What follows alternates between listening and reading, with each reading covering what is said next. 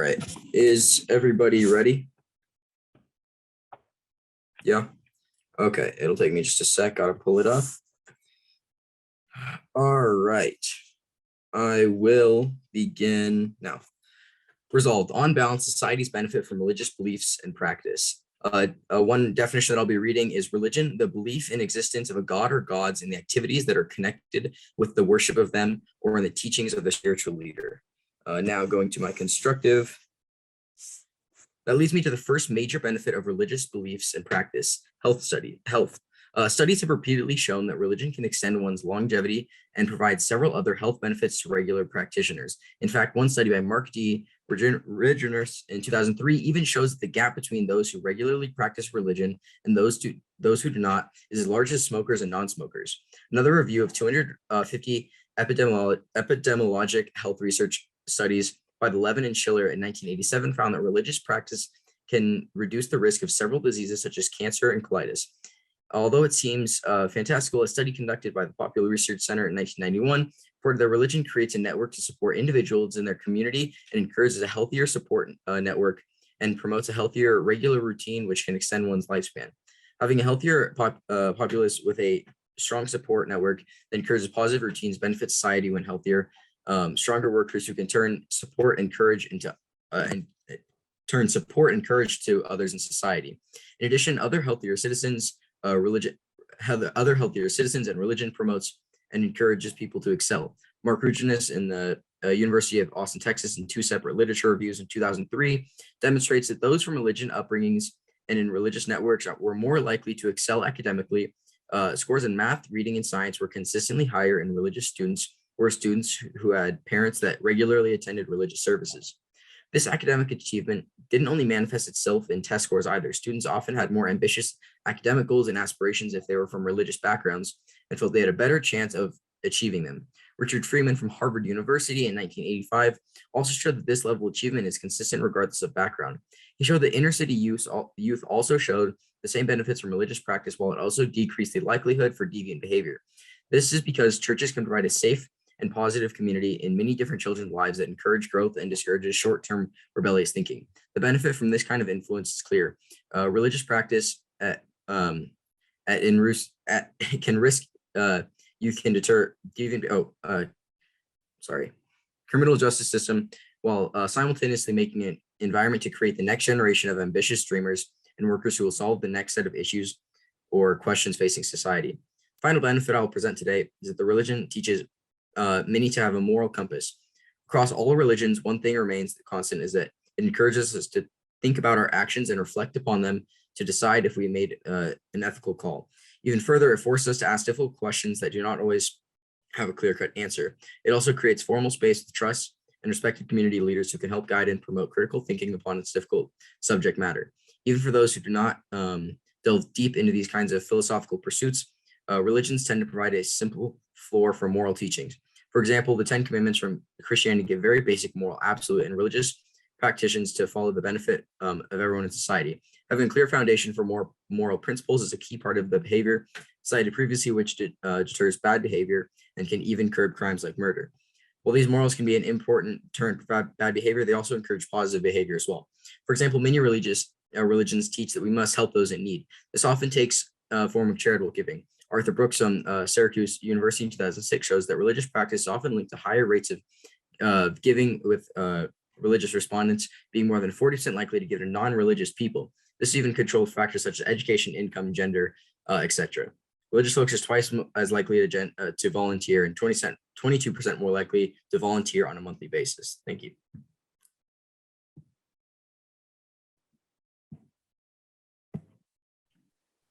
All right. It's 5 minutes, right? Yeah. All right.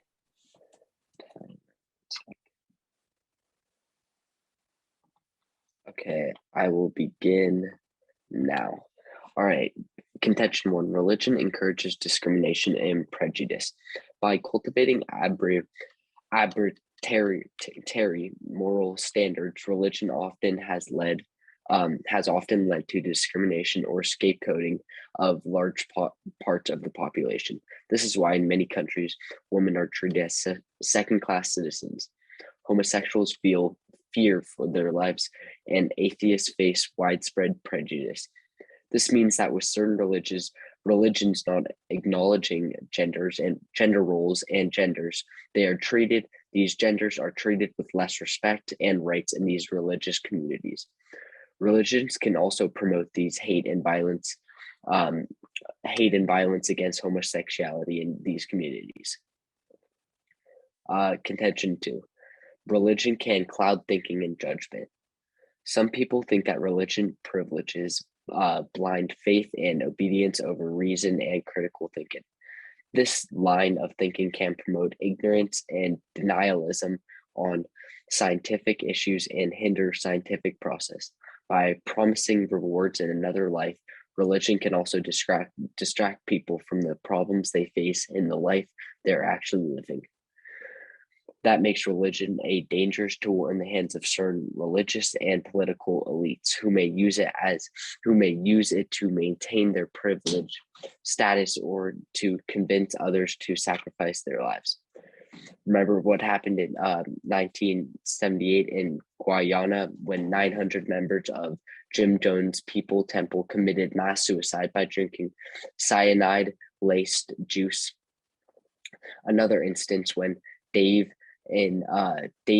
Koresh branched Davidian's cult in Waco, Texas, which also ended in a disaster. And these and other extreme cases, believers may live in poverty, risk their life by trusting others, questionable judgment, or even agree to wear suicide vests. All the while, these religious leaders tend to enjoy a worry-free life of wealth and luxury. Yes.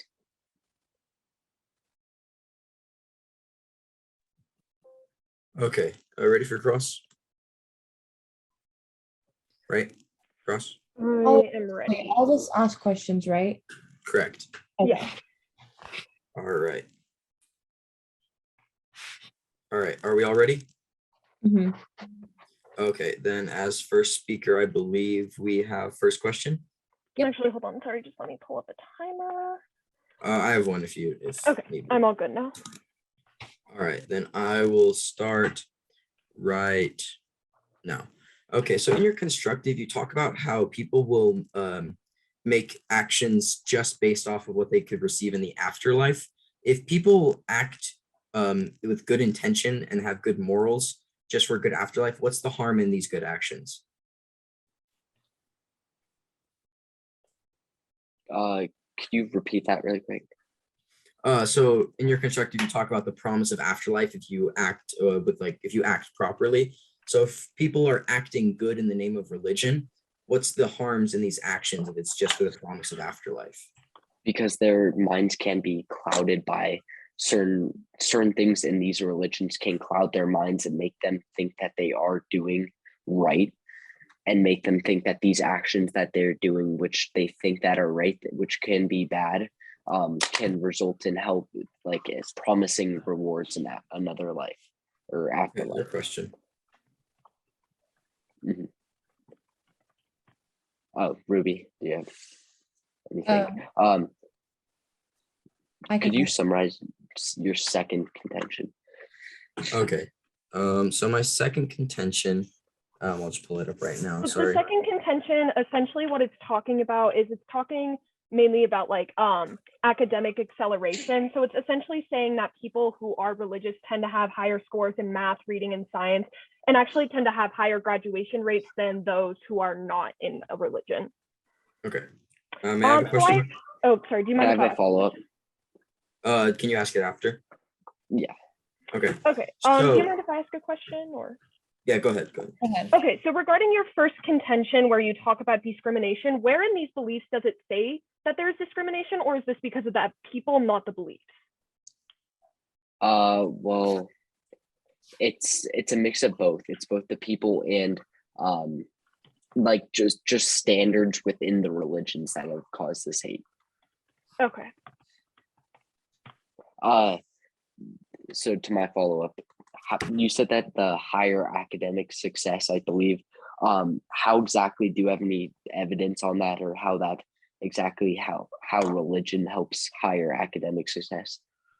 Could I read off the study after cross? Is that fine? Mhm.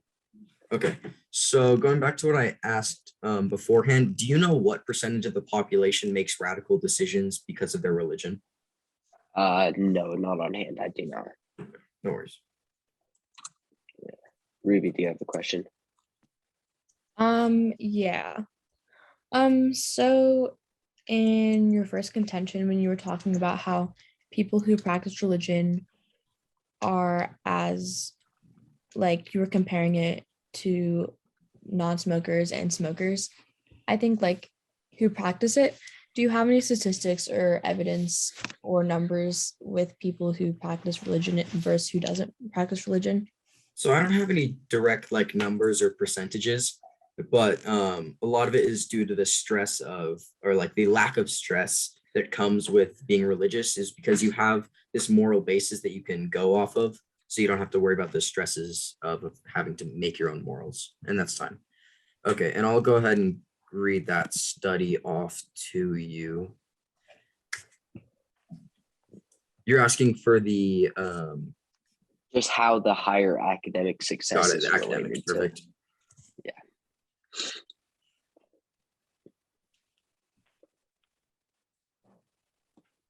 Okay, that's Mark Regernus of Austin, Texas. That was a study in 2003. Could you read it out? Is it possible? I don't have the entire article. I just have the, Alright. well, I could read the title of the article if you want. Yeah. Okay, Religion and Positive Adolescence Outcomes, colon, a review of research and theory. All right. Okay. All right. Sorry, in that case, I'm going to be taking some running prep time, and I will start that right now.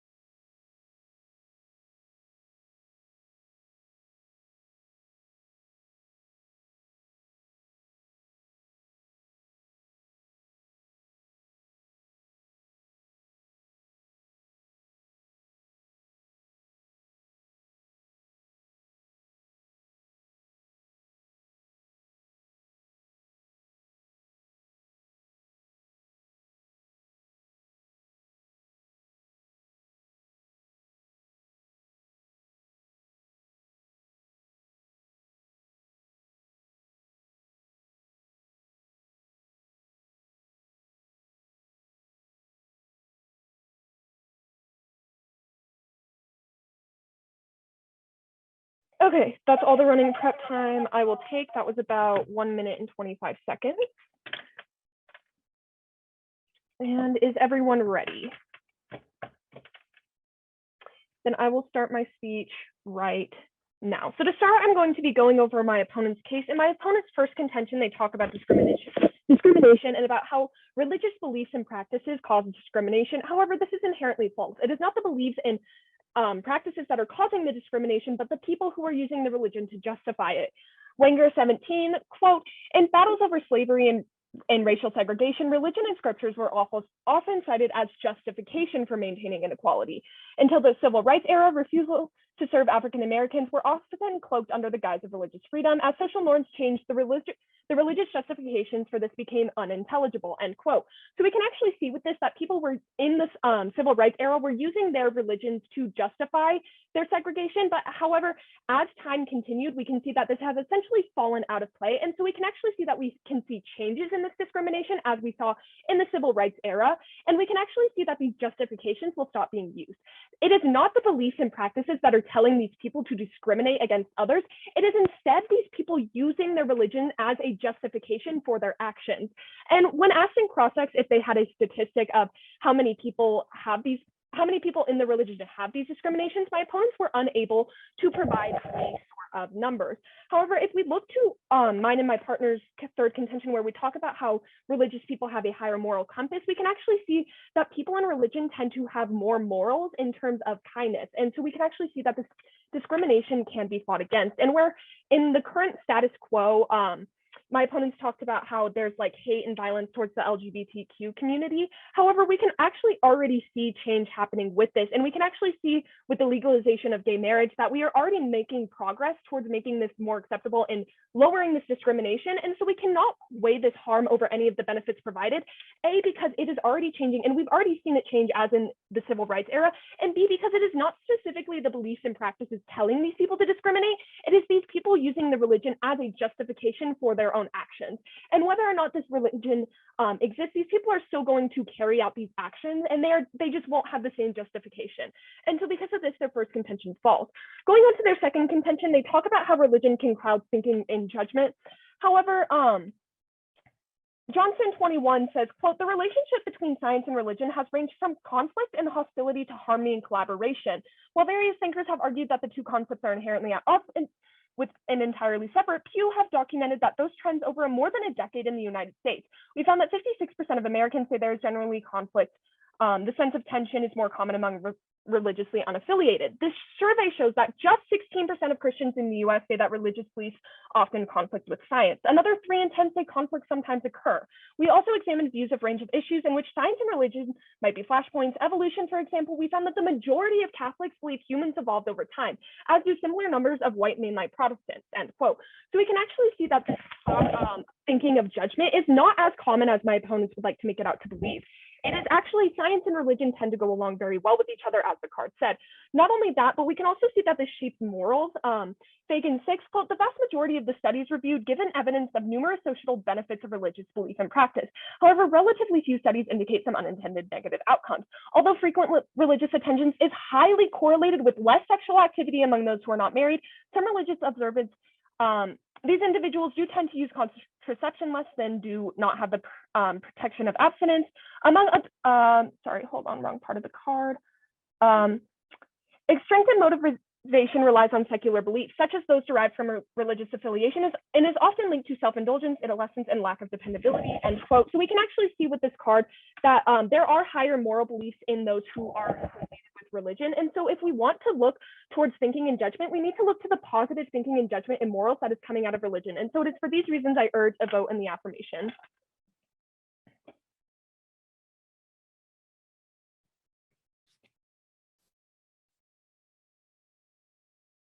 Okay. Are you guys ready? Okay, so to start off with, I'll be going over our case and building it up and then going over your case. Throughout our case and our contentions, we go over and we weigh the detriments of religion and how religion encourages discrimination and prejudice, and how in many countries women are treated as second-class citizens and homosexuals fear for their lives and atheists face widespread prejudice. And all of these things and discriminations have to do with practicing religion and the morals built around it and the rules built around it. And that is affecting how humans treat other humans and discriminate other people. In our second contention, when we bring up how religion can cloud thinking and judgment, some people are just really focused on what they believe and how they're going to practice it in their everyday life, and aren't open to other people's beliefs or opinions, and only want to go how the Bible says to do things, or how this or other pieces of religious practices and how they want to do things. And it's detrimental and can cloud thinking and judgment in other aspects in your lives and in other decision-making skills. So that is a problem too. And how we have examples when 900 members of Jim Jones people in the temple committed mass suicide drinking cyanide and laced juice. And this all had to do with their religion and how they saw to be how the religion was supposed to be practiced. I'm now going over my opponent's case. I'm going to talk about health benefits and moral compass. My opponents seem to think that the health benefits of practicing religion outweigh how religion encourages discrimination and prejudice, which is something that we should think about, and how moral compass effect is higher and superior to religion can cloud thinking and judgment, which is also detrimental to lives. And for example, committing mass suicide and drinking cyanide because of what they believe and in their religion. And that I encourage a ballot in the neg.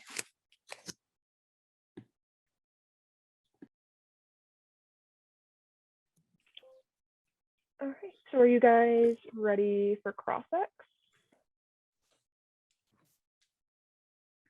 Okay. All right. Already?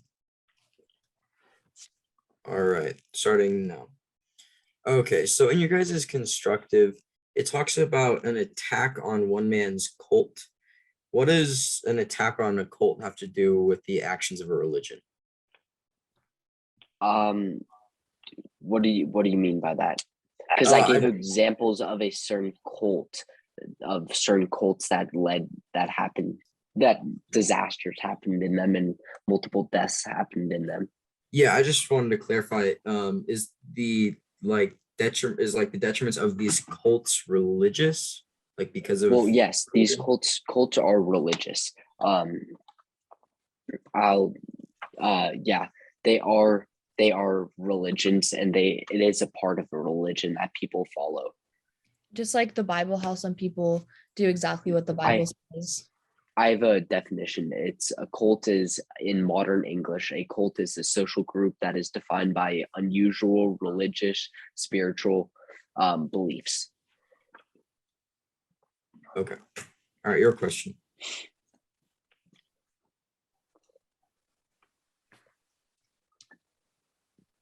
Do you think that religion encourages discrimination? As I mentioned in the rebuttal, no, people are using religion as a justification for their discrimination, but the religion itself does not encourage it. Could I ask a follow-up? Yeah. So don't you think that if these people are using kind of religion as an excuse, in their minds, they think that it's okay for them to promote hate because of their religion? So if there was if this religion wasn't there, then they wouldn't be doing this. That's not necessarily true. People will still discriminate whether or not they are part of a religion. For example, you don't have to, like in the civil rights era, as I brought up in my rebuttal, the religious people weren't the only ones discriminating against people of color. Non-religious people were also doing that. And we can actually see that we saw change, and now people don't use the Bible to justify this racial discrimination. And so we can see this change because these beliefs aren't themselves a part of the religion. People are just using the religion to justify their beliefs. All right, I believe it's your question now. Nico, do you have a question, or do you want me to ask one? I don't have a question if you want to ask. So I have a question. You talk in your second contention about how religion can cloud people's thinking and judgment. But if the majority of Catholic or Christians believe that in evolution, which does go against the Bible, but yet they still believe in it, doesn't that go to show that the majority of people in a religion can look outside their religion and think and judge for themselves? Yeah, they can, but many processes in religion can cloud what they are thinking, and by reading the Bible and constant stuff like this, by hearing about promising rewards if you do a certain thing, that can judge and cloud your thinking. Okay. All right, that is time. And after this, we have summary. Yes, and then also, so I did just get a notification in the Zoom that we're running out of time. So do we just want to end this one here and then start a new one? Sure. Do you want to do the summary and then start a new one? Does that work? With prep time, it might be cutting it pretty close. I think it'd probably Yeah. just be safer. Just Yeah, that ending makes it. sense. Yeah, that makes sense. Okay. Okay. So I will end the Zoom now. Now. Okay, and then Nico, did you want to take prep time? Wait, isn't it? Oh, Isn't it Nico our is still not speech? connected. Okay, can you hear me? Ask goes first. Sorry, Nico, are you connected now? Oh yeah, can you guys hear me? Yeah. Did you want to Okay. take prep time? Yeah, sure. I'll take a little bit. Okay. Wait. Oh yeah. What am I thinking? Just tell me when you start that. Okay.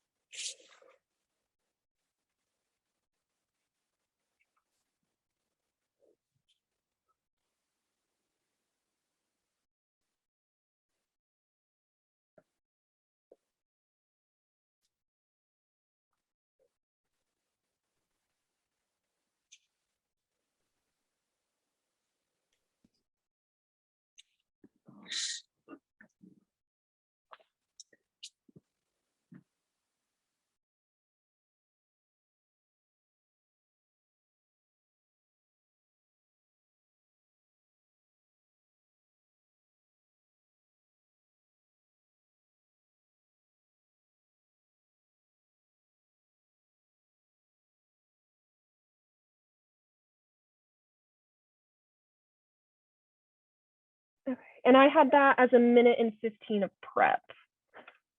Yep. Me as well. All right, we all good? Okay, then I will begin my time now. Okay, first starting off, I'll be talking about one of the biggest clashes in this debate, which is discrimination. My opponents would like you to believe that discrimination in today's society is based off of religion, which simply isn't true. Discrimination in today's society is based off of people and the people's actions they would have done regardless of their religion or not. My opponents are saying have brought up that people use religion as an excuse, but people use any excuse of means of discrimination. For example, political parties. People that belong or affiliate with a certain political party will make actions they believe align with their political party, which often don't, which can be discrimination and just wrongful treatment of other people. So this shows that people don't mistreat other people and don't discriminate other people because of religion. They do it because of their own beliefs. My opponent brought up the discrimination or the mistreatment of women, but again, that isn't based off their religion. For example, in Christianity, women aren't like slaves of the home. They are often talked about as a strong base and a strong like maintainer of a family. So this again goes to show that religion isn't based off of discrimination. People discriminate against other people. My opponent's second contention is about cloud thinking and how religion can cloud the thoughts of people and control their mindsets. But in my own constructive, we talk about how people are given a stronger moral base to grow up with religion. My opponents haven't touched it throughout the round, but this stronger moral base can help people make better decisions and treat other people better. My opponents in their second contention as well talk about the promise of afterlife. I've rebutted this through the round, saying that if people make good decisions, whatever reason they use for this decision, it's still a good action. If people want to use religion to treat other people properly, we shouldn't punish them for the promise of afterlife. They are treating other people better. My partner and I have read that people are more likely to donate outside of their religious organizations if they are religious. They're more likely to treat other people of any race, age, sexual orientation. They're more likely to treat them better. So for these reasons, I urge a pro ballot. Thank you.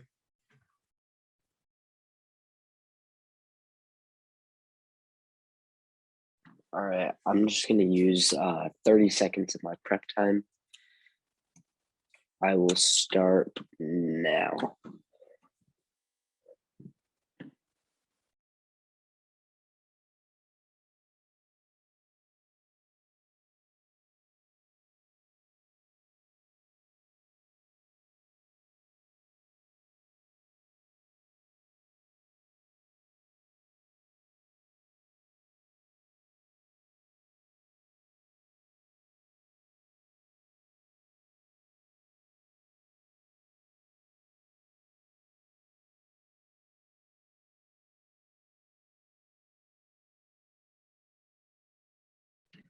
All right, that was 40 seconds, I'll just say. So, all right, this is 3 minutes, correct? Okay. I will begin now. First, I will be going over my case and then on to attacking my opponent's case. When you brought up our case and you said how it's not religion, it's not religion, it's the religious, or it's not the religions promoting hate, it's the people using religion as an excuse or reason. But even if this is true, this is the case, then still religion makes it okay for these people commit these acts. And in these people's head, religion is giving them a reason to commit these hate acts and discrimination. In our second contention, we gave multiple examples of when religious beliefs and groups have led to massacre and suicide, and our opponents gave no evidence or opposing arguments to counter that. When we brought up the cults, there was no opposing arguments about that, and we have evidence there that states that based off people believing in a religious group, they believe that by killing themselves in that case, in that situation, would have rewards in the afterlife. Now onto my opponent's second contention. He stated that people in religious groups have higher academic success, but upon asking about it, he had no scientific evidence or any solid evidence that proves this point. In their first contention, they said that religion promotes, quote, strong moral base. But if people use religion as an excuse for hate, they must believe by doing this, they can be better in their religion. By hating, they can be better in their religion. And I don't think that's a strong moral base. And based off all this, that's why I think you should vote con.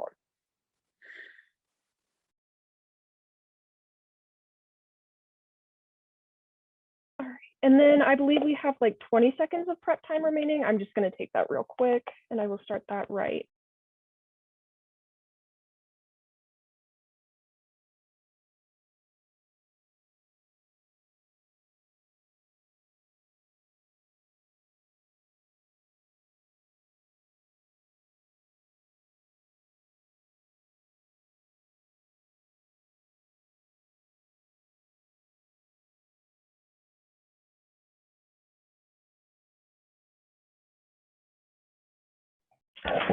And then I believe that is time. Oh, sorry, let me just mute on here. Okay, is everyone ready? And then just checking, this speech is 3 minutes. Yes, okay. Let me just pull up a timer and I will start that right now. So in this speech, I'm going to be going over voter issues and why the pro side has won this round. So the first voter issue in this round, which we have gone back and forth on, is discrimination. My opponents argue that religious beliefs and practices cause discrimination. However, me and my partner have proved time and time again that this is not true and that religion is instead used as justification. As my partner brought up in their most recent speech about sexism, sexism is not caused because of the Bible. JSTOR actually reports that, quote, the opposite occurs. Sexism is related to fundamental affiliations rather than to personal beliefs in the literalness of the Bible, end quote. And we can actually see time and time again that it is not the Bible or any religious belief or practice that is telling people to discriminate. It is the people choosing to discriminate and using their religion as a justification, as was in the civil rights era. However, we can see this changing, and we can see change with this because, as we can see, the civil rights era is no longer occurring because we got people equal rights. And the religion is no longer used to justify those horrible actions because the churches changed, because they realized that their Bible and their religious beliefs and practices are not telling them to discriminate. And so discrimination actually flows to the side of the pro, because we cannot actually see discrimination caused by religious beliefs and practices. It is rather justified by religious beliefs or by religions.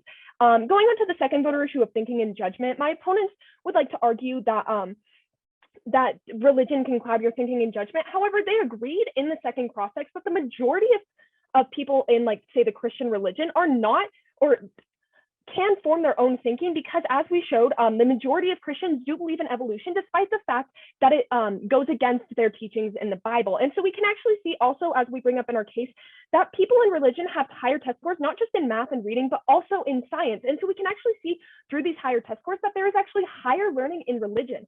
And they even admitted that this thinking and judgment is not in the majority of people in the religion. And we need to look towards the majority in this debate, because we need to look at how this is benefiting or harming society overall. And considering that harm is minimal due to it being a minimal number of people in the religion, it cannot be weighed in the debate. And then lastly, going on to the benefits, firstly, the health benefits. As we read in our case, religion can cause people to live longer. And so we need to look towards these health benefits of causing longevity.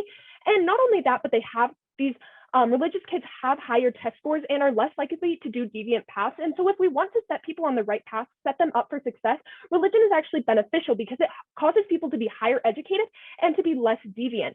And then lastly, going on to that better moral compass, a religion instills an idea of good morals. For example, in the Bible, it tells you that killing is bad. It's a sin. If you sin, you will go to hell.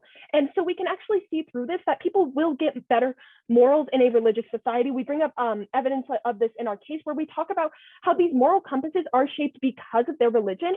And we can actually see that because of religion, people have higher moral compasses and are more likely to do good, more likely to be charitable. They're 22% more likely to be voluntary and 40% more likely to give to charity. And so we can actually see that there is higher moral compass in religion. And so it is for these reasons I urge you to vote in the name of the pro. Thank you.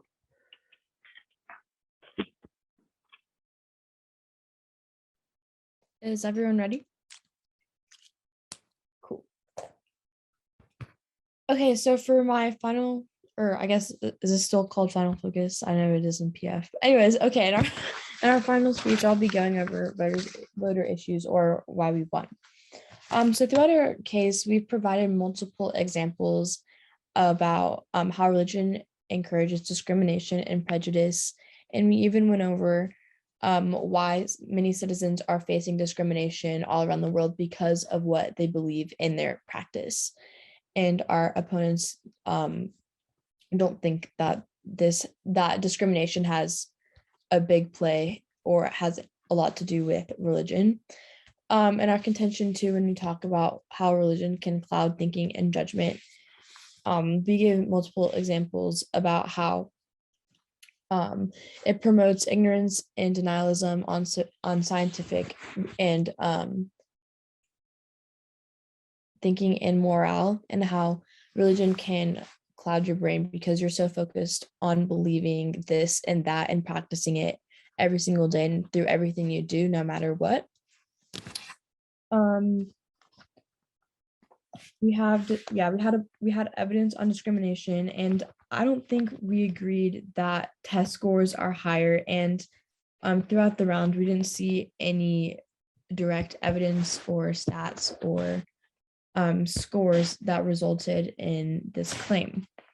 And the majority of the people practice religion around the world, and there have been multiple instances where people use their religion as an excuse to promote violence and what they believe in. For these reasons and many more, I urge a vote in the neg. And I believe that concludes the round. Great debate, you guys. All right. And then I will probably get the round uploaded. I probably won't do it tonight just because it's gonna like take time to I'll stitch the two Zooms together, and then it's also gonna take time to upload. So I'll let one of those happen while I'm sleeping and then the other happen while I'm at school, and then I'll put it in the playlist. Thank you so much for doing that. Mhm. Thank you, Courtney. All right. In that case, Yeah, thank you. tomorrow. All right, I'm going to bed.